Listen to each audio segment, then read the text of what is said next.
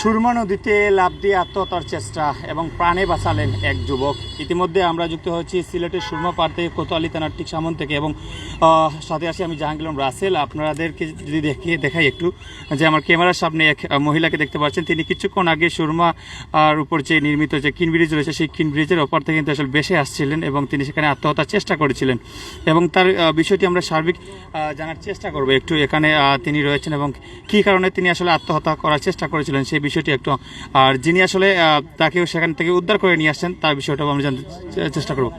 একটু তুই বলতেন আসলে কি ঘটনা ঘটেছিলেন, মানে কেন আপনি আত্মহত্যা করতে চেয়েছিলেন বলেন, সমস্যা নাই আমাদের কাছে বলতে পারবেন। তুলছেন আসলে উনি আসলে কথা বলতে যাচ্ছেন না এবং যারা তুলছেন আমরা তার সাথে একটু কথা বলবো।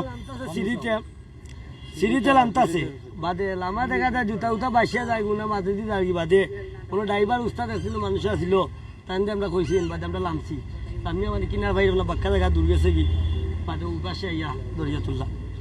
আর বাকি তো আপনারা তো দেখলা, আপনারা করে করে আইলা।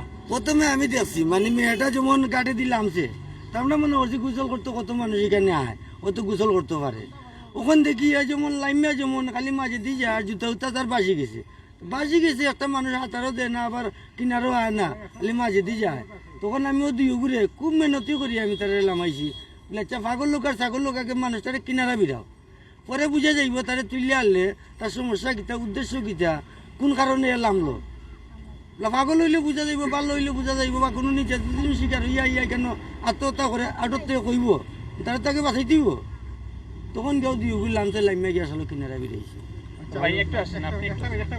এখন তো আপনারা প্রত্যক্ষদর্শীরা আছেন, আসলে সে কি বলছিল? এ তো যেটা বলছে তার এ নির্যাতিত শিকার হয়ে যেটা শিকার হয়েছে এইটাই এ বলছে। তার স্বামী সবসময় তারা অত্যাচার করে মারধর করে অতি মরতে পারস না তখন এ মরার জন্য হয়েছে। তার বাঁচার কোনো জায়গা নাই, যাওয়ারও জায়গা নাই, তখন তার মরাটাও এ বাচ্চা লইছে। স্বামীর করে ইয়া যখন সুখ পাইলাম না তখন বাপের করে গিয়া সুখ পাইমু, তার আমার মরাটাই পালা।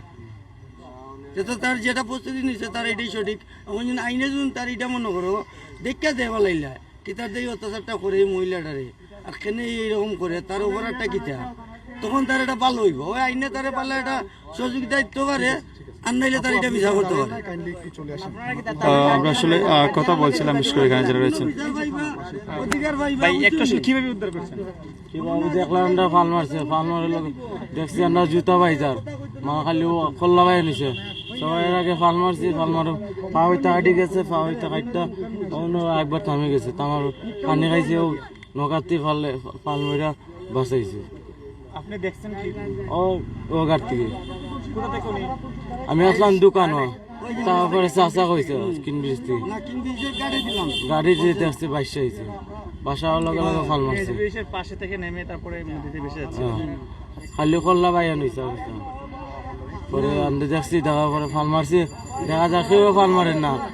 পরে ও গাড়ি নামার পরে একজন নামছে না।